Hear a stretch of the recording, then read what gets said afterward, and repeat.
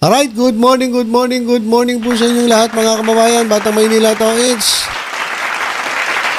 may kumakalat po na na chismis mga kababayan na eto raw alyansa ay nakikipag-usap dito sa Liberal Party para po kunin si Kiko Pangilinan at si Bam Aquino para isama dyan po sa alyansa para sa bagong Pilipinas.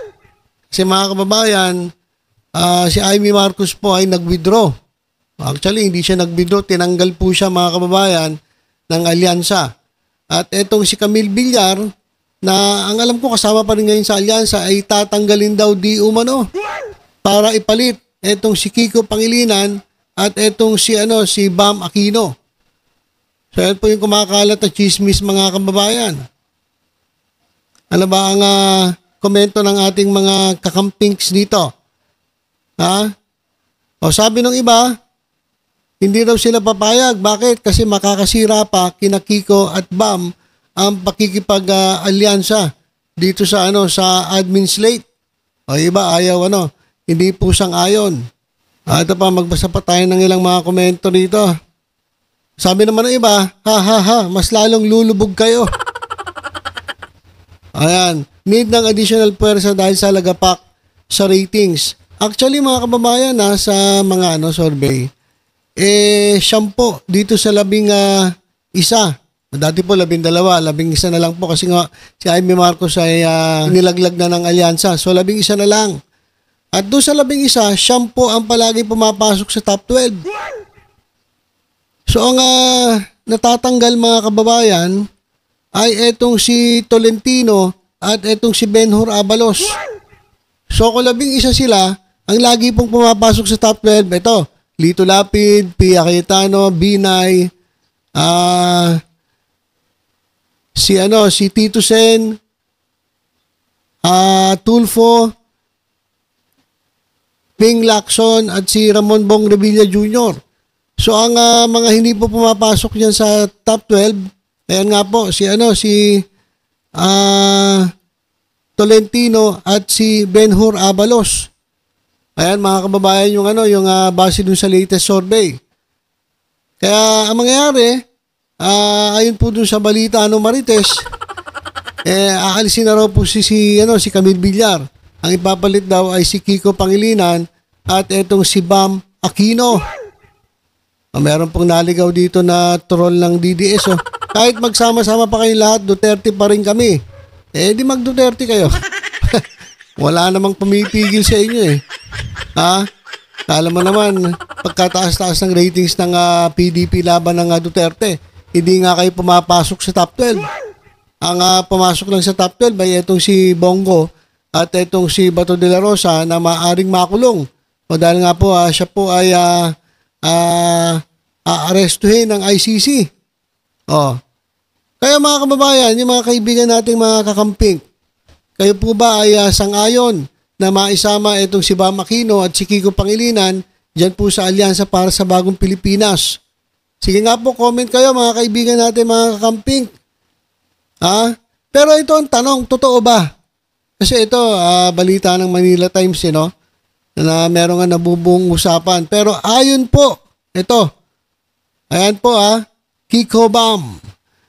Ayon po, mismo dito sa campaign manager ng alyansa para sa bagong Pilipinas, hindi raw po totoo. Alyansa debunks claim Kiko Bam will replace Amy and Camille.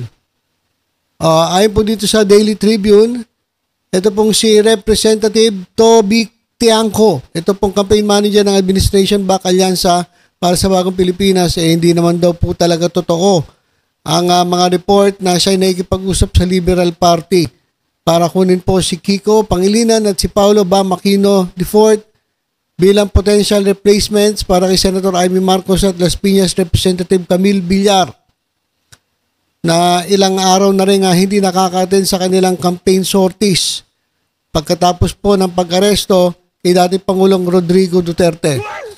Kasi mga kababayan, itong mga Villar, lalong-lalo na si Cynthia Villar, ay alam naman po natin na ito ay mga maka-Duterte.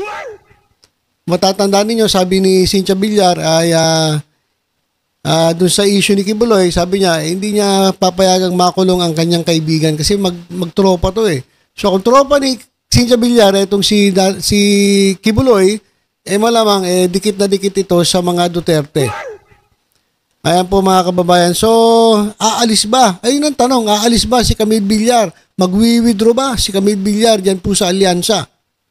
Kasi ayon kay Toby Tiangco, hindi naman daw pala totoo ang pag-alis dito sa dalawa at ang pagpalit ni Kiko Pangilinan at Bam Aquino dyan po sa slate para po ng alyansa para sa bagong Pilipinas. So sa ngayon mga kababayan, 11 ang alyansa. Kasama pa po si Camille Villar. Pero dahil nga po sa nangyari doon sa dala kay dating Presidente Rodrigo Duterte dyan po sa The Hague, dyan po sa the Netherlands, mukhang nanlalamig itong si Camille Villar na sumama dyan sa alyansa kasi nga sila po ay kaibigan ni Kibuloy at kaibigan ng mga Duterte. So, 11. Pwede nating isama nyo na lang si Mark Gamboa mga kababayan para 12. Pero ako mga kababayan hindi kasi ko boboto ng straight dito sa alyansa eh. Hindi ko po iboboto ng straight ito. At siguro ilan lang ang kukunin ko rito. At kukuha rin tayo sa ibang mga partido. Kasi kinakailangan balanse mga kababayan. Kinakailangan may check and balance dyan po sa Senado. Hindi yung porke majority yun na masusunod. Kasi dapat ang inuuna natin ang taong bayan. Hindi po ang partido. Hindi katulad ng PDP. Kaya sabi ko sa inyo, wag po kayo pipili ng PDP. Alam niyo kung bakit? Kasi mas importante sa kanila ang kanilang partido kaysa sa taong bayan. Diba sinabi na ni Bato yan eh. Ang gusto namin ay kung ano sasabihin ng isa, ganun din ang kung ano sasabihin ng partido, ganun din ang paninindigan ng bawat isa. So pangit. Ang pangit ng paninindigan ninyo, ang pangit ng paninindigan ninyo diyan sa PDP. Pero inyo kung gusto ng partido, ito susundin niyo kahit mali. Hindi po ganoon. Kaya mga kababayan, yung mga PDP laban candidates, ilagay na po natin sa basurahan. Kung ako kukuha man ako ng ibang mga kandidato na gagawin kong 12, hindi naman po ako straight sa alyansa, kukuha po ako sa ibang grupo. Alam niyo naman, marami namang ibang grupo pa dyan. So, yan po ang update natin. Hindi po totoo, mga kababayan, na si Pangilinan at si Aquino ay kukunin ng alyansa. Wala pa pong ganung usapan. Pero kung sakali mang matuloy, ako, pahig ako na kunin nila si Bam Aquino. Kasi si Bam Aquino marami din namang nagawa nung siya po ay senator. Kaya lang, yung iba kasi ayaw masisira daw itong si Bam at si Kiko Pangilinan kapag sumama dyan sa alyansa. Wala, kanya-kanya talagang opinion mga kababayan, Pero ako sa tingin ko, mas malaki ang chance ng dalawa kasi mas malaki ang makinarya. Biruin mo, admin slate ka. So kung kukunin si Bam Aquino at Kiko Pangilinan, mas malaking tulong sa kanila yan. Diba? Kasi sa ngayon, talagang ang nagbibit-bit lang sa kanila ay ito si Madam Leni Robredo. Kapag si Madam Leni Robredo kasama nila, ang dami po talagang umaattend. Kasi marami pa rin hanggang ngayon na nagmamahal kay Leni Robredo. So, sa tingin ko mas pabor sa Kiko Bam. Ito nga pagsama nila sa alyansa. Kaya, hindi ko rin naman sinasabi na tama ako. Kasi meron nga nagsasabi na makakasira daw kina Kiko at Bam Aquino itong kung sakali man sila ay maisasama dyan po sa alyansa para sa bagong Pilipinas. O kaya na ito, if I were Kiko and Bam, wag na.